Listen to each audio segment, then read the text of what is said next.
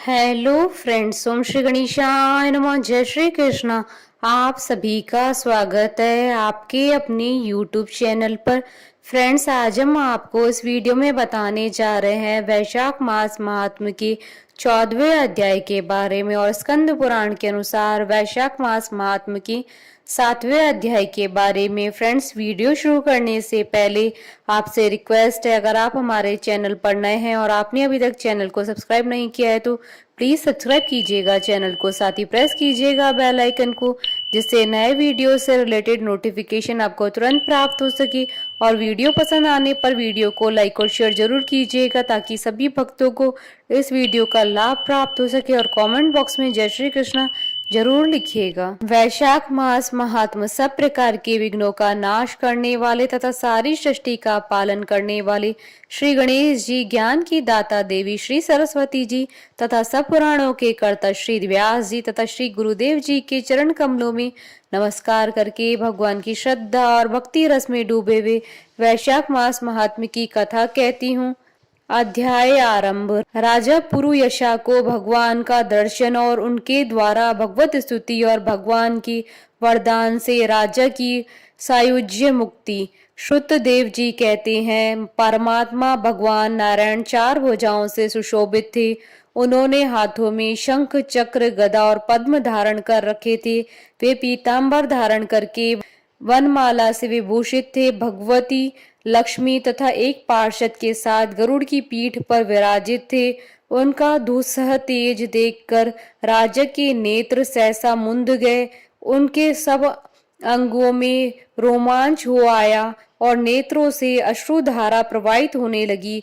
भगवत दर्शन के आनंद में उनका हृदय सर्वथा डूब गया। उन्होंने तत्काल आगे बढ़कर भगवान को साष्टांग प्रणाम किया।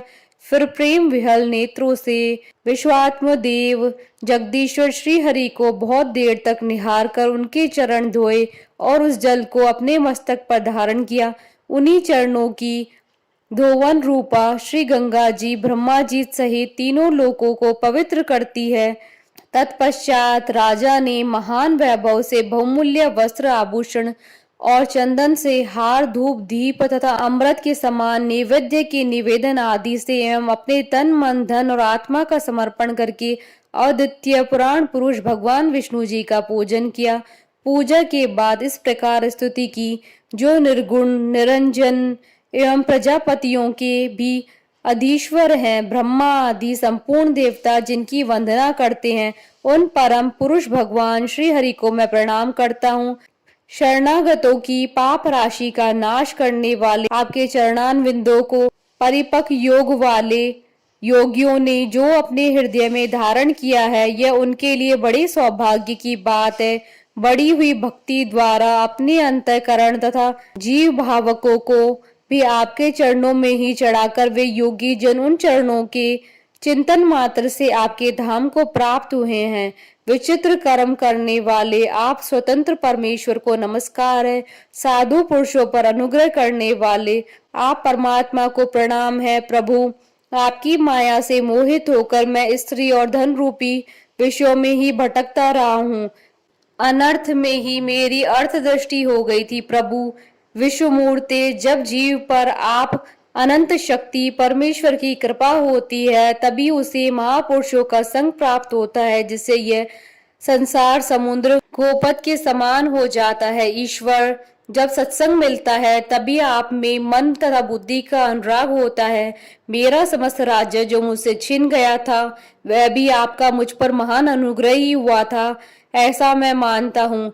मैं ना तो राज्य चाहता हूँ, न पुत्र आदि की इच्छा रखता हूँ, न ही कोष की अभिलाषा करता हूँ, अपितु मुनियों के द्वारा ध्यान करने योग्य जो आपके आराधनीय चरणारविंद है, उन्हीं का नित्य सेवन करना चाहता हूँ। देवेश्वर जगन निवास, मुझ पर प्रसन्न होइए, जिससे आपके चरण कमलों की स्मृति बराबर बनी रहे तथा स्त्री, पुत्र, खजाना एवं आत्मीय कहे जाने वाले सब पदार्थों में जो मेरी आसक्ति है वह सदा के लिए दूर हो जाए। भगवान, मेरा मन सदा आपके चरणारविंदों के चिंतन में लगा रहे। मेरी वाणी आपकी दिव्य कथा के निरंतर वर्णन में तत्पर हो। मेरे ये दोनों नेत्र आपके श्री विग्रह के दर्शन में, कान कथा श्रवण में तथा रसना आपके भोग लगाए हुए प्रसाद के आनंद में प्रवृत्त हो प्रभु। मेरी नासिका आपके चरण कमलों की तथा आपके भक्तजनों के गंध विलेपन आदि की सुगंध लेने में, दोनों हाथ आपके मंदिर में झाड़ू देने आदि के सेवा में, दोनों पैर आपके तीर्थ और कथा स्नान की यात्रा करने में तथा मस्तक निरंतर आपको प्रणाम करने में संलग्न रहे। मेरी कामना आपकी उत्तम कथा में और बुद्धि अनर्श आपका चिंतन करने में तत्पर हो।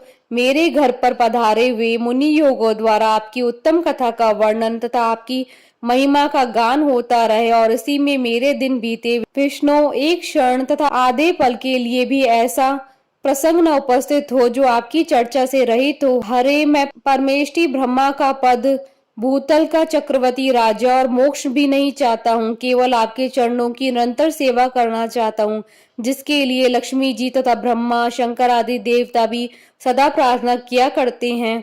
राजा के द्वारा इस प्रकार स्तुति करने पर कमल नयन भगवान विष्णु ने प्रसन्न होकर मेघ के समान गंभीर वाणी में इस प्रकार कहा, हे राजन, मैं जानता हूँ तुम मेरे श्रेष्ठ भक्तों, कामना रहित और निष्पाप हो। नरेश्वर, मुझ में तुम्हारी दृढ़ भक्ति हो और अंत में तुम मेरा सायुज्य प्राप्त करो। तुम्हारे द्वारा किए हुए इस स्तोत्रों से इस पृथ्वी पर जो लोग स्तुति करेंगे उनके ऊपर संतुष्ट हूँ मैं, उन्हें भोग और मोक्ष प्रदान करूंगा। यह अक्षय तृतीया इस पृथ्वी पर प्रसिद्ध होगी, जिसमें भोग और मोक्ष प्रदान करने वाला मैं तुम्हारे ऊपर प्रसन्न हुआ। जो मनुष्य इस तिथि को किसी भी बहाने से अथवा स्वभाव से ही स्नान दान आदि क्रियाएं करते हैं, वे मेरे अविनाशी पद को प्राप्त होते हैं।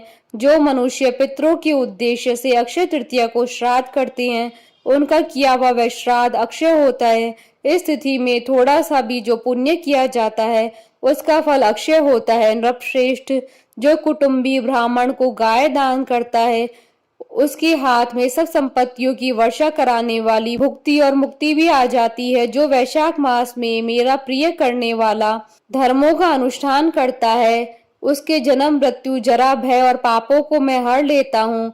अनग, यह वैशाख मास मेरे चरण चिंतन की ही भांति ऐसे सहस्त्रों पापों को हर लेता है जिनके लिए शास्त्रों में कोई प्रायश्चित नहीं मिलता है। राजा को यह वरदान देकर देवादिदेव भगवान जनार्दन सबके देखते देखते ही वहीं अंतर ध्यान हो गए। तदंतर राजा पूर्व यशा सदा भगवान में ही मन लगाए हुए उन्हीं की सेवा में तत्पर रहकर इस पृथ्वी पर पालन करने लगा। देव दुर्लभ समस्त मनोरथों का उपभोग करके अंत में उन्होंने चक्रधारी भगवान विष्णु का सायुज्य प्राप्त कर लिया। जो इस उत्तम उपाख्यान को सुनते और सुनाते हैं वह सब पापों से मुक्त हो भगवान विष्णु के परम पद को प्राप्त होते हैं। इति श्री स्कंद पुराण महात्म का 7वां अध्याय संपन्न हुआ। बोलिए भगवान विष्णु की जय, सनातन धर्म की जय। हमारे साथ इस वीडियो में अंत तक बने रहने के लिए आपका धन्यवाद। ओम श्री गणेशाय नमः। जय श्री कृष्ण।